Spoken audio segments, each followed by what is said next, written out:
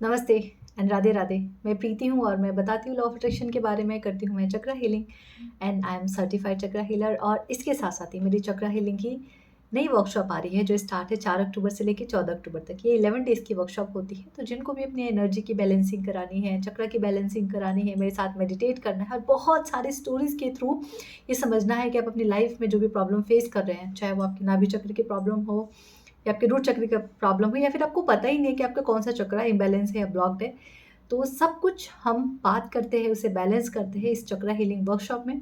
सो जो भी इंटरेस्टेड है अपनी ऊर्जा को ऊपर उठाने में, खुद की लाइफ को बहुत ईजी वे में बनाने में और मैनिफेस्टेशन को बहुत एक एज पे लेके जाने में, सो आप मेरी इस वर्कशॉप को ज्वाइन कर सकते हैं। डिस्क्रिप्शन में मेरा व्हाट्सएप नंबर है, आप मुझे वहाँ से कॉन्टेक्ट कर सकते हैं। क्यों बहुत मुश्किल होता है खुद को माफ़ करना?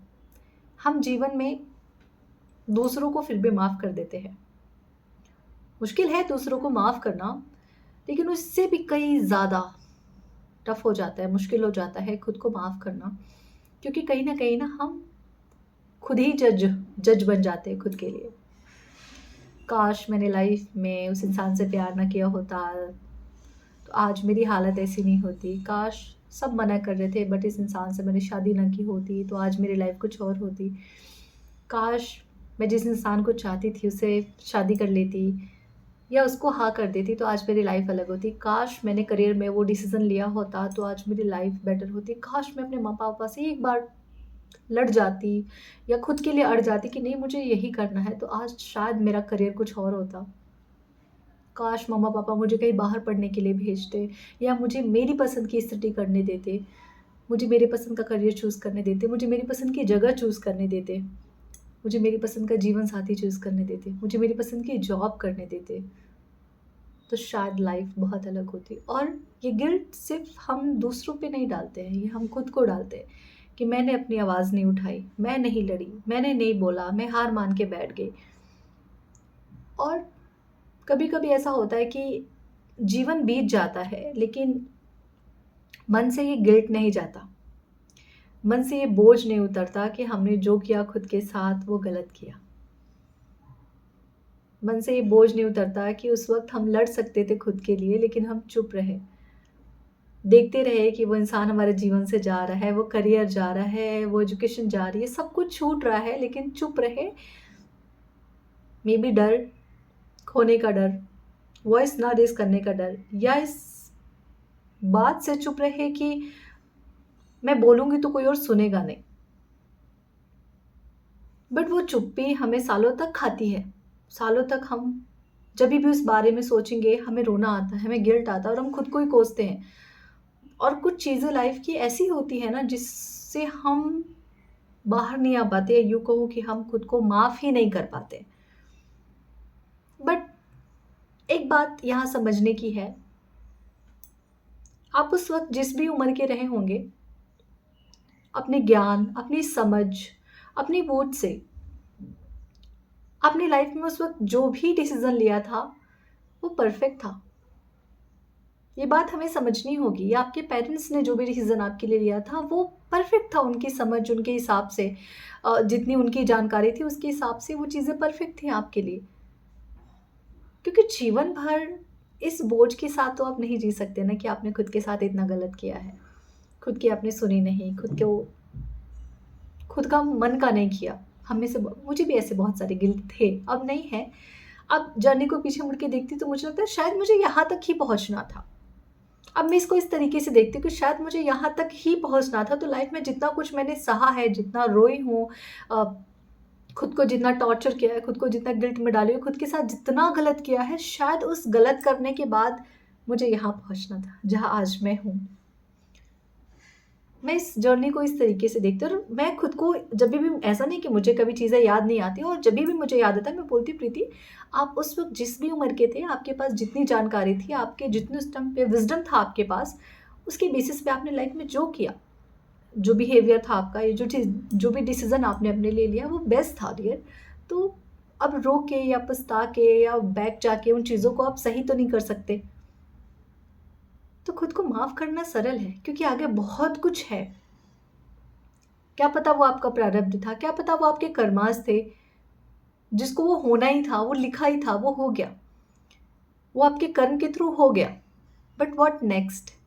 क्या जीवन भर इस गिल्ट में खुद को रखना और हर बार रोना, तो ये क्या कर रहा है? ये आपको खुद से ही तो दूर कर रहा है ना। कि आपको लग रहा है कि आप खुद को रुला के या खुद को प्रताड़ित करके या गिल्ट में डाल के या हर दिन अपने तकिए को रो रो के भिगो के आप अपने साथ बहुत बेहतर कर रहे हैं? नहीं। आपने चाहे खुद के साथ गलत किया है या दूसरों के साथ गलत किया है, आप सोचते होंगे यार उस वक़्त मैंने ये ना बोला होता तो रिश्ता बहुत बेहतर होता। उस वक़्त मैंने ये उसके साथ ना किया होता तो शायद आज हम दोनों साथ होते। उस वक़्त मैंने इस तरीके की बातें ना करी होती तो शायद हमारा रिश्ता बहुत बेहतर होता। बट मैं वही वापस कह रही हूँ कि आपने उस वक़्त की जो समझ थी, जो सिचुएशन थी, आप जिस एनर्जी में थे उस वक़्त, आपने उस वक़्त जो डिसीज़न लिया वो बेस्ट था। आपके लिए शायद उस वक़्त बेस्ट था, सामने वाले के लिए नहीं था। बट अभी आपको रियलाइज़ हो रहा है, that is totally okay. But इस गिल्ट को लेके आप जीवन में कब तक चलेंगे? कभी ना कभी तो इससे बाहर निकलना पड़ेगा, है ना? तो आज से एक काम करना शुरू करना। कुछ एक चीज़ बताऊँगी मैं, जो मैं बहुत सालों से करती आ रही हूँ और मुझे इससे बहुत राहत मिली है। मैंने बहुत सारे चेंजेस देखे हैं अपने में। अब तो उन चीज़ों की कुछ ख़ास ज़रूरत नहीं पड़ती, लेकिन अभी भी जभी भी मुझे ऐसा लगता है कि नहीं यार, मुझे मेरा वापस से पास्ट अपनी तरफ खींच रहा है, तो मैं फिर से ये करती हूँ और बहुत आराम मिलता है। रोना आता है, बट बहुत आराम मिलता है। दिल में से ऐसा लगता है कि कुछ बोझ हल्का हो गया है। ऐसा लगता है कि फिर से एक बार खुद से जुड़ गई हूँ। ये प्रैक्टिसेस मैंने महीनों तक करी है। महीनों मतलब 6 टू 7 मंथ, जब तक मुझे ना लगा कि अब इस बात को बोल के मुझे कुछ महसूस हो रहा है, मैंने तब तक इसको करा है। और आज मैं ये सेम चीज़ मैं आपको बताऊँगी। और जभी भी मैं फ़ॉरगिवनेस की बात करती हूँ ना, पता नहीं क्यों ऐसा लगता है कि आप सब मेरे सामने बैठे हैं और मैं आप लोगों से ये चीज़ें बोल रही हूँ। मैं ये महसूस ही नहीं करती कि मैं एक वीडियो रिकॉर्ड कर रही हूँ। ऐसा लगता है मेरे सामने आप सब बैठे हुए और मैं आप सबसे दिल की बातें साझा कर रही हूँ, क्योंकि इसमें कुछ सिखाने और समझाने जैसा नहीं है।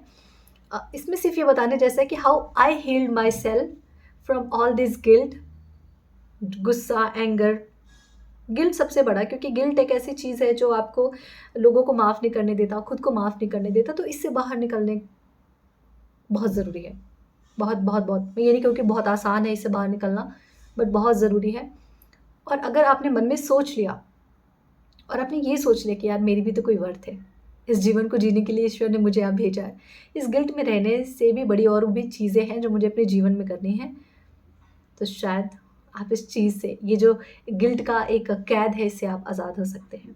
सो आज मैं आपको एक अफ़र्मेशन दूँगी, आप सबके लिए जो भी इस गिल्ट के अंदर अभी भी हैं, जो इससे बाहर निकल सकते हैं। तो अफ़र्मेशन के बारे में बात करते हैं।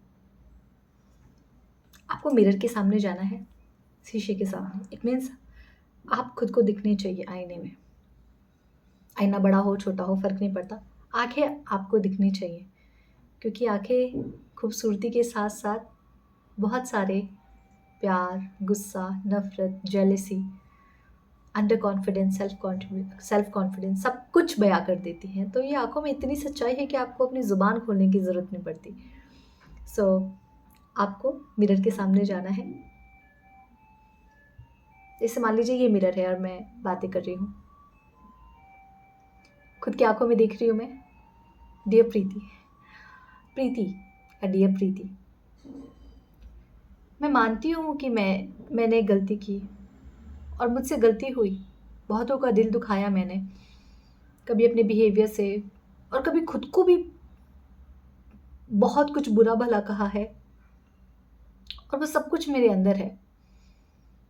बट मैं इंसान हूँ और मुझ में बहुत इमोशन है। मैं मानती हूँ कि उस वक़्त मुझे उतनी समझ नहीं थी, पर जो समझ थी मैंने उस हिसाब से बहुत सारे जो भी डिसीज़न लिए मुझे उस वक़्त सही लगे।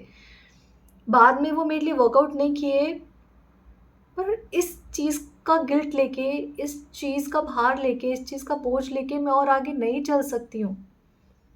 ये मेरी ग्रोथ में एक बैरियर बन रहे, एक बाधा बन रहे।